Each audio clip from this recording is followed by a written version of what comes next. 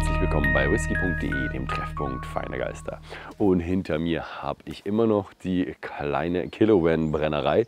Und das Schöne ist, Killowen lebt auch nicht nur in ihrer Brennerei, sondern auch um ihre Brennerei rum. Mit ganz viel Lagerung, aber auch eben Botanicals. Und wir sehen direkt vor der Brennerei wachsen auch schon 2 ihrer Botanicals. Und das hier ist zum Beispiel der Rosmarin. Rosmarinbrüten sind ganz lecker, aber es geht eigentlich um die Nadeln. Also sie benutzen einmal Rosmarin in einem Gin und in einem anderen Gin benutzen sie sogar noch Heidekraut. Also man hier hinten sehr schön sieht, das ist ja den meisten Whisky-Enthusiasten doch sehr bekannt mit seiner markanten Farbe. Ja, sie haben natürlich ein paar Botanicals, die sie hier nicht anbauen können. Sie haben ein paar Experimente gemacht, die sie noch abgebrochen haben. Ein paar Sachen müssen sie zukaufen, aber sie gehen schon rum. Also die 2 sind sehr einfach, weil sie direkt vor der Tür wachsen. Brombeeren, die sieht man hier auch relativ nah, aber sie müssen noch für ein paar andere Botanicals müssen sie noch ein bisschen tiefer reingehen. Und Brombeeren gehe ich davon aus, dass sie auch ein bisschen, wenn sie wilde Brombeeren nehmen wollen, müssen sie auch noch ein bisschen weiterlaufen, bis sie genügend finden. Also sie versuchen sehr, so lokal zu sein. Ein paar Sachen müssen sie natürlich bestellen. Und dann gehen wir mal rein und gucken, wie das Ganze weitergeht. Die Brennerei führt keine Mazeration durch, sondern es wird alles Vapor-infused, also durch den Aromakorb. Wobei es ist ein Thumper Keg. Und ich habe, als ich Bourbon ein bisschen mir näher angeschaut habe, 2015, 2016, habe ich immer nach Thumpern gesucht und was ein Thumper genau ist. Und ein Thumper ist am Ende etwas, was nur Alkoholdampf durchfließt. Also er hat keine flüssige Phase drin. Und dieses Thumper Keg kommt hier auf einem hohen Tisch, wird oben drauf gestellt, dann die Spitze der Brennblase eben mit dem Thumper Keg verbunden. Da führt der Schlauch ganz runter oder ein Rohr ganz runter in den Thumper Keg und von unten steigt der Dampf auf. Und im Thumper Keg haben sie dann einen Boden reingemacht, einen Gitterboden, wo der Dampf durchsteigt, und oben auf den Gitterboden legen sie dann alle ihre Botanicals drauf. Der Alkoholdampf geht an den Botanicals vorbei, nimmt den Geschmack auf, kommt dann auf der anderen Seite vom Thumper Keg raus und wird dann hier an die Warm Tub angeschlossen, um dann das Ganze wieder zu kondensieren und in die flüssige Phase in unseren fertigen Gin wieder zu kondensieren. So, das war's mit der Produktion und jetzt gibt es nochmal ein kleines Interview auf Englisch. So I'm here with Patrick Glaser again. Hi. So thank you very much again. You're very welcome for actually showing us around. It was lovely, and yeah.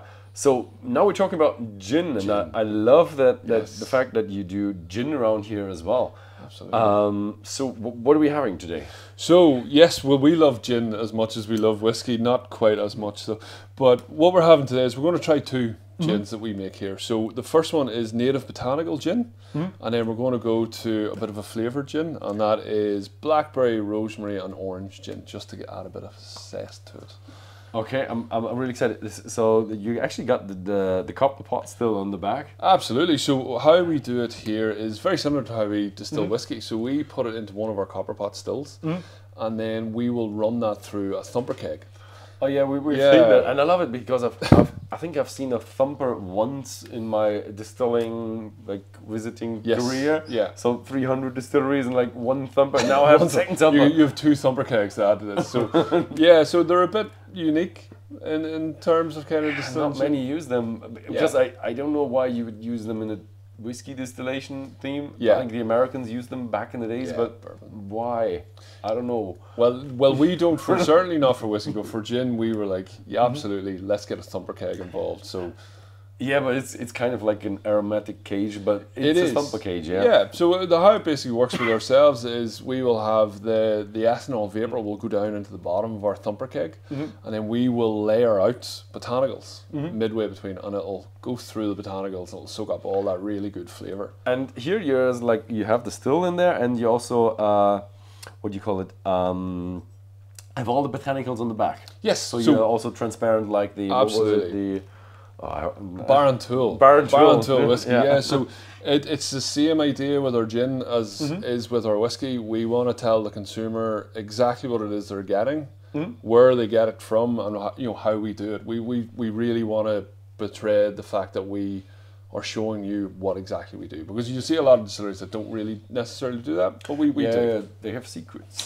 Secrets, yeah, nasty secrets. No, but we tell exactly, we'll list exactly the botanicals we have. I mean, I was driving past here and then came back when I was finding the place, and I was like going into it, like, oh, nobody there. Like, I can find some secrets, but apparently you don't need to find some secrets. No, we just like to tuck ourselves out of the way. Yeah.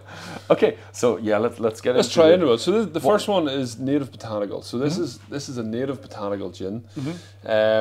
Essentially, the likes of the elderberries and the juniper and all, we try to source as much as we can locally.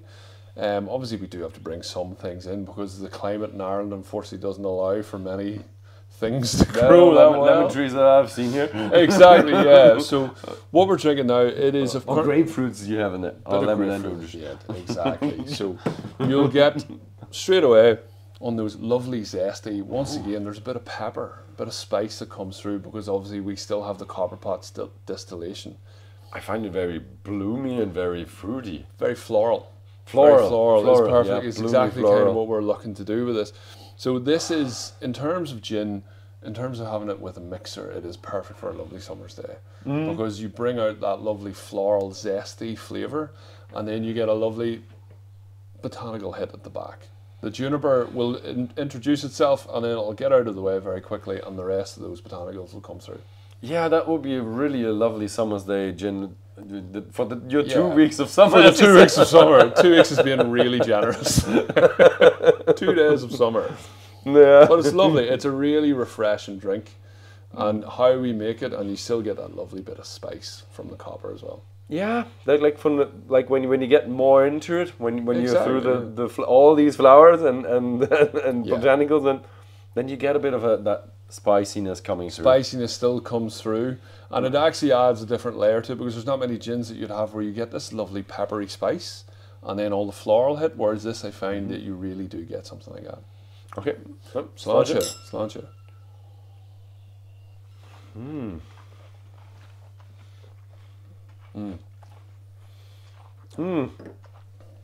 Very easy. Very, very easy. It's not very often you can drink a gin neat. Sometimes it could be really harsh. Not very often. Most people drink it. Yeah. But very easy, very floral. You get that juniper, but as I said, it doesn't dominate. It gets out of the way, and then you get that lovely zestiness from everything else. A little bit of that your distillery character, like a bit of spiciness, but a lot less than in the whiskey. Absolutely, yeah. It doesn't carry through as much in the whiskey. We don't necessarily want that to be happening, you see, because we want obviously the likes of the juniper to be coming through it. But I also do like did you have the angelica root and licorice? That is really creamy or like candy, a little bit candy-like in there as well. Very, very sweet, isn't it? Yeah, it is sweet, and you have the juniper and all these flowers and bloomies and a little bit of a citrus note going on. Yeah, it's a lovely summer's gin. It's a lovely summer's gin, and what I like about that one especially is that I'm not a massive coriander fan. But I tend to get just a lovely hum of the coriander in the background as well. I think that's a wonderful thing to taste. Yeah. I'm just done my botanicals scene right in front of the distillery. Yeah. So when you do a gin, like you just take a scissor and go outside, or what do you do? Yeah, pretty much. we try and grow as many of the botanicals as we can. So at the front of the distillery, for example, as you've seen, we have beds of rosemary. So if we're doing the second one you're going to taste has rosemary in it, we will go out and we will snip some rosemary. Is it enough? Is that growing enough for you? It's growing. Rosemary, if you just give it a bit of water and somewhere to grow, it'll vibrantly grow. Yeah. So we the thing is, it will vibrantly grow unless you have very cold winters. But you don't. We never have cold winters here, no. But no, it grows all year round. Yeah, so I mean, you have they're cold as in you have bad weather and it's cold for you, but I think the plants really don't like it below zero. No. Yeah. And we tend to get a lot of rain. I had a rosemary who died. But it's just colder with me. That's how it's cold. Yeah. But yeah, so we will use the botanicals that are beside us. When blackberries are in season, for example, we will go pick blackberries. We try to bring everything as close to the distillery as possible, you know. So one day you're distilling and shoveling and then all that. And the next day you just take your basket and go into the like Little Red Riding Hood. That's what I'm doing. Yeah, exactly. Oh, I love that. I love that idea. So the next one is with a lot of the ones growing in front, right? Yeah. So this is a blackberry, rosemary, and orange. Yeah, the rosemary is just the fruit, and the rosemary is just at the front. We've seen some blackberries. Yeah, you'll see blackberry. They're coming in the season now. Yeah, you'll see them. I mean, we couldn't pick them because of too early, but I'll be out there later picking them. But this is a really, really fruity, vibrant gin. This is perfect for a little mix or even just a little bit of ice. It is incredibly the blackberry that you get straight off the nose is incredible, and then you'll finish with you'll get that lovely orange zest that comes through. And then just a hint of the rosemary. Nice. It's a really lovely combination of three vibrant flavors. What does that remind me of? I think that reminds me of some drink I had where they put like, you know, when you have a gin, and you put a rosemary twig, like an actual twig in it, like a cocktail. Yeah, like it's a very cocktail. When you use a rosemary twig in a cocktail, perfect. Yeah, this is what it is. And it works really, really well with cocktails as well. Yeah, the blackberry is just the blackberry is minus this acidity. Yes, yeah. You don't get that harshness from it, do you? Yeah, like when you have a blackberry and you pick it just too early. I know. It's not right, and you spit it out. You have to, this has that lovely sweetness. Yeah. Not a sharpness to the blackberry, because blackberry can be really sharp sometimes. But that's a really good combination with the Mare's with a hint of local honey. Oh, okay. So you'll get the sweetness of the honey once you kind of like drink it. Well, is it just the remembrance of honey, like the flavor, or is it really honey inside? So we try and take, if we can get our hands on honey, we will take it. But if not, an essence of honey is what we'll use. Yeah. Okay. And we'll put that in with the other botanicals. Well, you dip them and put them in the thumper, or with actual like a honey thing. So we will get. If we can get the essence of honey, we'll use that more in our botanicals. But using actual honey, is not because possible. it's obviously very not incredible. Yeah. I mean, with the direct firing, a lot of cleaning is already involved. The last thing I want is sticky honey, sticky honey everywhere. Because the cleaning the stills out is painful enough as it is, because we do it all by hand. We brush them out. Yeah, I mean, you would be a master of cleaning now. I'm sick of cleaning at this point. Yeah. Okay, so sláinte.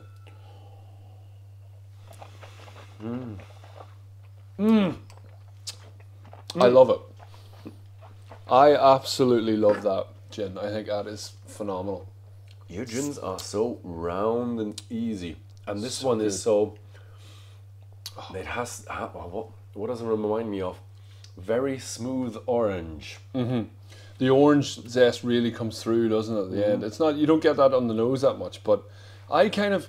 It feels like a bit of a rose touch to it. Just like a velvet glove, rosy. It's incredible. So are you allowed to do it like below 40? No, it's 40. So it's 40. So it's 40. So we don't take it anything below 40, because anything less than that we don't consider it to be proper gin. We like 40 is the absolute base of what we would go to. I think legally it's 37. 37. We will stick at 40. 40. Yeah. It's so smooth. So smooth. I mean, kind of get, you know, like a velvet bit of chocolate, like a strawberry, blackberry bit of chocolate that you get sometimes. Yeah. That's what I get from that. I'm not quite sure, because the chocolate has a taste, but the creaminess, the velvetiness. Yeah, exactly. And I was about to say that with, you know, when we have that chocolate orange. Yeah. There is that treat, but it's way too sweet for that. Yeah, exactly. Yeah. But it's just like, there's a lovely smoothness to it, and this is a bit dangerous. If you'd give me that in a tasting, I would say yeah. I hope you're driving me home instead of 25%.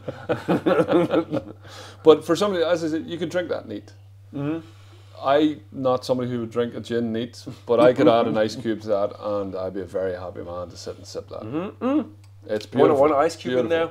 Hopefully, it doesn't kill all the flavors, but absolutely. I would say this is probably, you have just a smidge of juniper in there. Yes, you feel it. but not like a prickling on your tongue, Yeah. classic Absolutely. London dry. And A lot of gins are kind of dominated by juniper, obviously, because it is the dominant thing. But this just very nicely hits you, and then it'll get out of the way. It'll let the rest of the flavors. yeah, definitely a new Western dry. Yeah. But it is dry, right? Well, it doesn't say. Doesn't say. But you don't add anything in it. Yeah. Yeah, nice. But it's definitely one of my favourites to sit over on a nice day, the rare days that we get, and sip over a nice wee gin. But I think it's a beautiful thing. And yeah, as I said, we try and get all the botanicals as locally sourced as we can. The rosemary, we literally pick it from out the front door.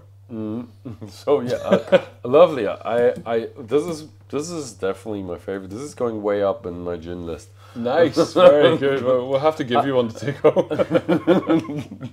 So yeah, that was really lovely, and thank you for a second time for thank you showing so us around much. and for the interview. Appreciate you coming along. Thank you Yeah, so much. and yeah, thank you very much for watching. And if you want to have a try at these whiskies, then go to Whisky.com and Whisky.de. They are listed there. And thank you very much for watching, and see you next time.